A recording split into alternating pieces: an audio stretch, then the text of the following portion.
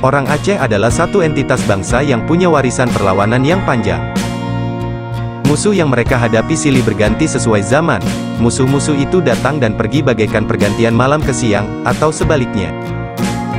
Narasi perlawanan dalam memori orang Aceh terus-menerus menggandakan diri menjadi prajurit-prajurit pemberani, itu walau masih sejak dalam pikiran.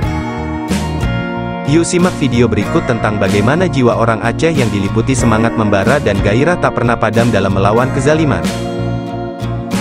Tapi sebelumnya, yuk subscribe dulu, sukai dan bagikan video ini, biar kita semua dapat barokah.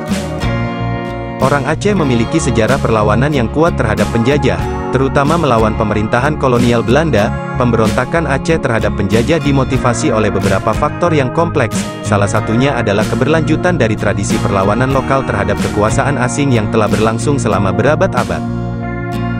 Faktor-faktor lain yang mempengaruhi militansi Aceh melibatkan identitas dan budaya lokal yang kuat, semangat keislaman, dan penentangan terhadap praktik kolonial yang merugikan. Aceh, sebagai pusat Islam di Indonesia, memiliki tradisi keislaman yang kuat, yang menciptakan kesadaran akan hak dan kebebasan. Selain itu, sistem adat dan nilai-nilai lokal juga memberikan landasan bagi perlawanan.